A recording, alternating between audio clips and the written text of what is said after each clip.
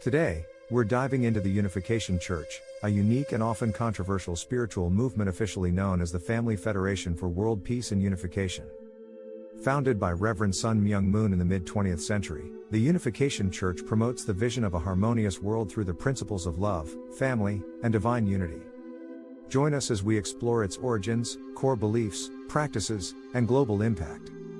What is the Unification Church?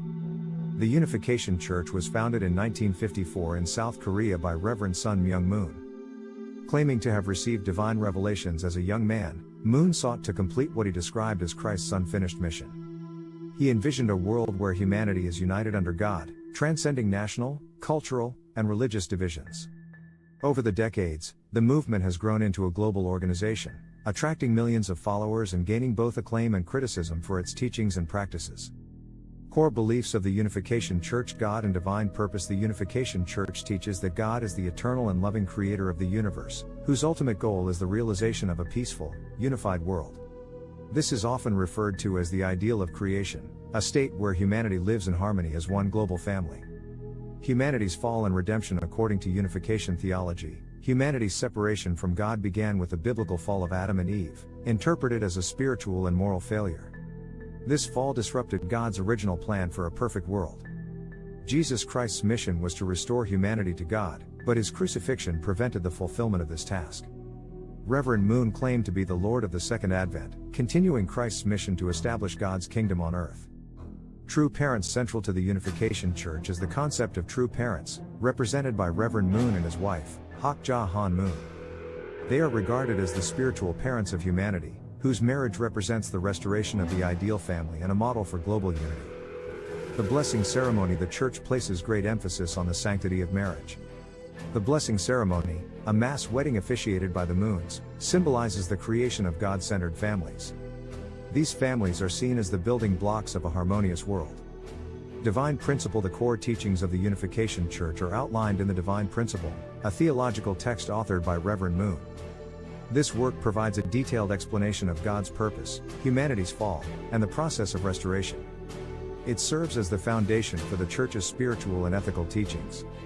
Practices and rituals of the Unification Church. Mass wedding ceremonies. Perhaps the most recognizable aspect of the Unification Church is its large-scale wedding ceremonies, where thousands of couples are married or renew their vows simultaneously.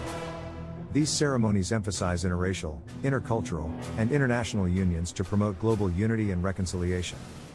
Daily spiritual practices. Followers are encouraged to engage in regular spiritual practices, such as prayer, meditation, and study of the divine principle. These activities are designed to deepen their connection with God and align their lives with divine principles. Community and outreach. The Unification Church emphasizes active involvement in community service and outreach programs. Members participate in initiatives that promote peace, education, and interfaith dialogue, reflecting the Church's vision of a unified world. Global missions. Unificationists often engage in missionary work, spreading the teachings of the Church to new regions.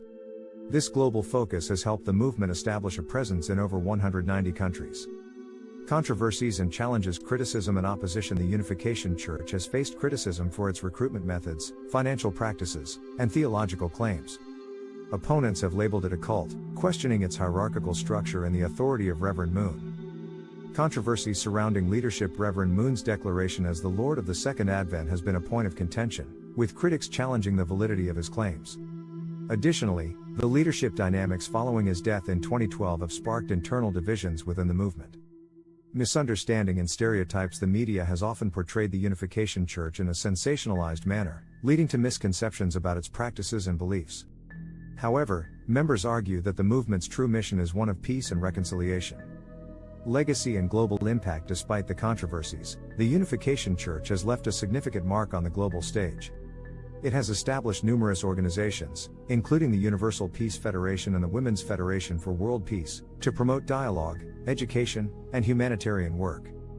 The Church's emphasis on interfaith harmony has made it a key player in international peace efforts, fostering collaboration among leaders from various religious and cultural backgrounds.